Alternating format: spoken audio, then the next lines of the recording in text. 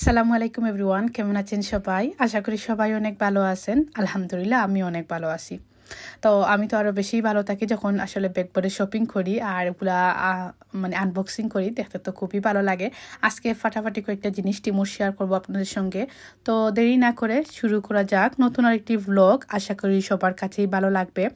তো প্রথমেই আমি আনবক্সিং করে নিচ্ছি টিমুর কয়েকটা প্রোডাক্ট। টিমু থেকে তো সচরাচর আমার কম বেশি এখন শপিং করা হয়, জানি না ইদানিং সেই খুব একটা ইউজ করা হয় না। আসলে দেখা যায় যে অ্যাপসটা কন্টিনিউ আমরা ইউজ করি, সেই অ্যাপসে ইউজ টু হয়ে যায়, সবসময় চয়েস করে প্রোডাক্টগুলো কাটে রাখি।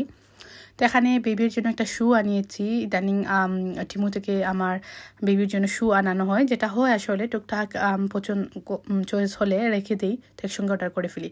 এই শুটা এত সুন্দর ছিল বেবির, তো আপনারা তো দেখলেনই। এটা কিন্তু আমি 2.5 সাইজ আনিয়েছি। তো এটা মানে খুবই সুন্দর ছিল। প্রাইস মনে হয় 4 পাউন্ড ছিল। তো এটা নর্মাল প্রাইস 9 পাউন্ড, মানে দেশের টাকা যদি বলি 1000 টাকার উপরে হবে।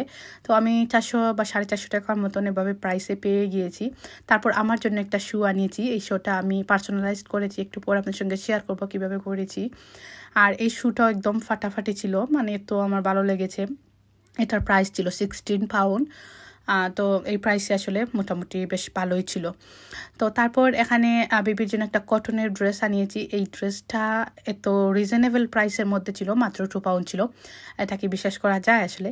তো 2 পাউন্ডে আসলে এখনকার সময় কোনো কিছু কাপড় চোপড়, আসলে বাচ্চাদের কাপড় বলেন আর বড়দের কাপড় বলেন, পাওয়া যায় না কিন্তু।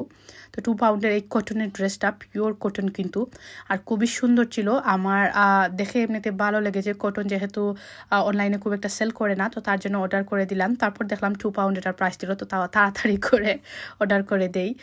তো আমি আসলে টিমু থেকে যেহেতু সবসময় শপিং করি, তো কেউ যদি টিমু থেকে শপিং করেন তাহলে হয়তো এক্সপিরিয়েন্স জানবেন, মানে আপনাদের অভিজ্ঞতা থাকবে।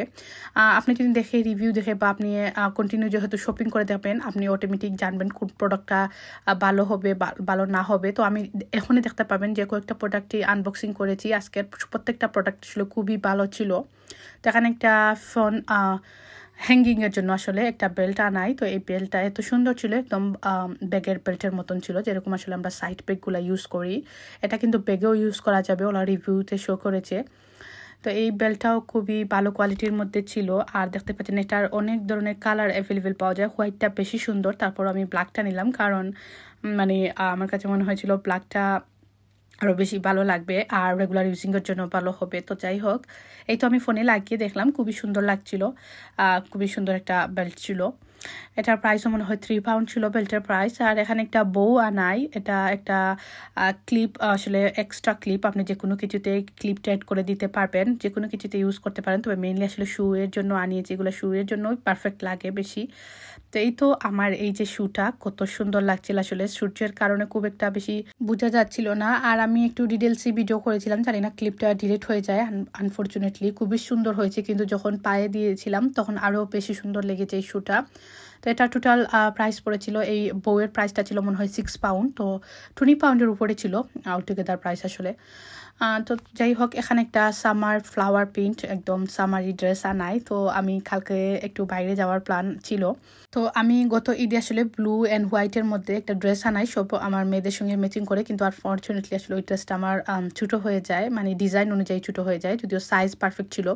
তো আমি আবারও খুঁজতে থাকি যে সিমিলার আসলে একটা ফ্লাওয়ার এই ধরনের কালারের বা একটা ড্রেস তো পেয়ে যাই। তো এটা আসলে লাকিলি আজকে চলে আসে। কালকে আমার একটু বাইরে যাওয়ার প্ল্যান আছে, তো পরা হবে। আর এখানে বেবির জন্য আরেকটা ফ্লাওয়ার ড্রেস আনাই, মানে একটু ফ্লাওয়ারি সামার ড্রেস। তো এই বছর তো সামারটা খুবই খারাপ, মানে তারপরও কিনা হয় যেহেতু সামারে পরানো যায়, তারপর আবার উইন্টারে কিন্তু লং স্লিভ টি শার্ট দিয়েও পরানো যায়। তো সেই ভেবেই কিন্তু আমি সবসময় শর্ট স্লিভ টিসগুলো কিনি, গরমেও পরা যাবে, তারপর ঠান্ডায়ও পরা যাবে। তো এখানে আরেকটা ড্রেস, এই ড্রেসটার কাপড়ের কোয়ালিটি ছিল ঘেঞ্জি, একটু স্টেচি যে কাপড়গুলো আসলে সেই ধরনের ডিজাইন দিয়ে, এগুলো নাইট ওয়ারের জন্য। তো এটাও খুবই সুন্দর ছিল, রিজনেবল প্রাইসের মধ্যে ছিল, মনে হয় 3 পাউন্ডের মতন এই ড্রেসটার প্রাইস ছিল। তো এই প্রাইসে কাপড়ের কোয়ালিটিও খুবই ভালো ছিল। তারপর এখানে আমি একটু আগেই এটা আনবক্সিং করি, এটা ওই সাথের জন্য নিয়ে আসি সামারের জন্য, বা এমনিতেও আসলে ও যেহেতু সবসময় নিচে টি শার্টগুলো পরে, তো টি শার্টের উপরে আসলে ড্রেসগুলো পরা যায়। তো এটাও কোয়ালিটি মোটামুটি ভালোই ছিল প্রাইস ওয়াইজ আসলে। তো এই তো আজকের শপিং ছিল। এখানে এই তো বেবি শ্যুটা, তারপর এই যে আমার শ্যুটা আমার এত বেশি পছন্দ হয়েছিল। তো যাই হোক, আনবক্সিং করার পর রাত্রের জন্য এখানে রান্না করছি। লাঞ্চেই মানে বিকেলের দিকেই আমি রান্না করতে লেগে গিয়েছি। রাত্রে দেখা যায় কোথা থেকে টাইম চলে যায়, আসলে সন্ধ্যার পর আর টাইমই খুঁজে পাই না। তো এখানে বিকেলের সময় আমি রান্না করছিলাম, একটু কিমা বুনা করছিলাম, মানে কিমা কারি, তারপর একটু ফ্রাইড রাইস করে নিয়েছিলাম। আমাদের বাসায় আসলে আগে বাচ্চারা কিমা খেতে খুবই পছন্দ করতো, কিন্তু আজ 2 বছর হলো ওরা একদমই কিমা দিয়ে সমোসাটাও এখন পছন্দ করে না, মনে হয় একটু বেশি ওদের হয়ে গিয়েছে। তো ইদানিং কিমাটা একদমই বাসায় আনা হয় না। তারপরও অনেকদিন পর আজকে কিমা বুনা করলাম, একজন আত্মীয়ের বাসায় খেয়েছিলাম, বেশ ভালো লাগছিল। তো তাই যাই হোক, পরের দিন এই তো আবার আমরা সকাল সকাল রওনা দিয়ে দিলাম। আকাশের ওয়েদার খুব একটা বেশি ভালো না, তারপরও আসলে ওয়েদার দেখাচ্ছিল অনেক গরম হবে, এই মানে এরিয়াতে একটু দেখা যাচ্ছিল ক্লাউডি। তো কোনো ব্যাপার না, আসলে রাস্তার ওয়েদার, রাস্তা খুবই সুন্দর ছিল, একদম মনে হচ্ছিল বাংলাদেশের কোনো একটা রোডের ভেতরে আমরা ড্রাইভ করে যাচ্ছি।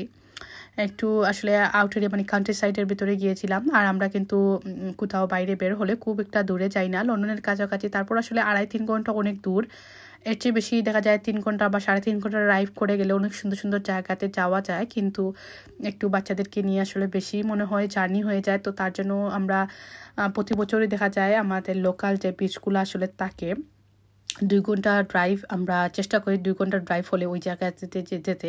অনেক সময় দেখা যায় বের হওয়ার পর মানে আড়াই ঘন্টা হয়ে যায় ট্রাফিক থাকলে। তো এই তো চলে এসেছি। আর আজকের বিচটার সবচেয়ে বড় যে ফ্যাসিলিটি, আসলে একদম বিচের উপরেই আসলে গাড়ি পার্কিং পেয়ে যাই আমরা। তো গাড়িটা পার্কিং করে এই তো আমরা বিচে চলে আসলাম। আর পানির অবস্থাটা খুব একটা বেশি ভালো না, যদিও উপরের সাইডে একটু এরকম পানি ছিল, কিন্তু নিচের সাইডের পানিটা খুবই সুন্দর ছিল। আর যেহেতু খুব একটা আজকে গরম ছিল না, তো গরম না হলে দেখা যায় পানি এমনি নষ্ট হয়ে যায়। তারপরও পরিষ্কার পানি ছিল, যেহেতু নিচে বালুক ছিল, তো বালুক থাকার কারণে আসলে এরকম দেখতে মনে হচ্ছিল। তারপরে পানি অনেক পরিষ্কার ছিল। আর এখন পানির যেহেতু একটু সকাল, তো একটু লো ছিল, আস্তে আস্তে পানি বেড়ে সুন্দর হয়ে যাবে, পরিষ্কার পানি হয়ে যাবে। তবে আজকে একটা জিনিস ভালো লাগলো, এই বিচে আসলে পুরোটা বিচই আসলে খুব একটা গর্ত না, বা সমুদ্রর ভেতরে যেরকম আসলে ডিপ থাকে সেরকম না, হেঁটে হেঁটে অনেক দূর পর্যন্ত যাওয়া যায় আসলে বিচে। তো আমি তো অনেক সময় হাঁটাহাঁটি করি সমুদ্রের পানিতে, অনেক দূর যাওয়া যায়। তো যদিও আসলে ফোন নিয়ে পানির ভেতরে একটু রিস্ক হয়ে যায়, তো আর উপর থেকেই একটু একটু ভিডিও ক্লিপ নিয়েছি। আর ভিতরে কিন্তু অনেক দূরই যাওয়া যায়, পানি প্রচণ্ড ঠান্ডা ছিল, সমুদ্রের পানি এমনিতেই অনেক ঠান্ডা থাকে। তারপরেও আজকের ওয়েদার যেহেতু খুব একটা বেশি ভালো না, তো তার জন্য আরও মনে হচ্ছিল ঠান্ডা। আর নর্মালি আসলে বেবি একদমই পছন্দ করে না সমুদ্রের পানি, যেহেতু প্রচণ্ড ঠান্ডা আর খুবই সল্টি লবণাক্ত পানি, তো খুবই ভয় পায়। তো আজকে যেহেতু একটু সমতল জায়গা হওয়াতে ওকে নিয়ে যাওয়াতে খুবই এনজয় করেছে। প্রথম দিকে একটু কান্না করেছিল, তারপর আবার ঠিক হয়ে গিয়েছে। তারপর আর কি আমরা এই তো সারাদিন একটু এনজয় করলাম, করার পর বাসা মানে আমাদের লন্ডনের ভিতরেই চলে এসেছি। তো আর রাস্তায় আর রেকর্ড করিনি, যেহেতু ভিডিওগুলো অনেক লম্বা হয়ে যায়। তো আশা করি আপনাদের কাছে ভালো লেগেছে। সবাই ভালো থাকবেন, আর প্লিজ আমার চ্যানেলটাকে সাবস্ক্রাইব করবেন, একটা লাইক দিয়ে পাশে থাকবেন। সবাই ভালো থাকবেন। আসসালামু আলাইকুম।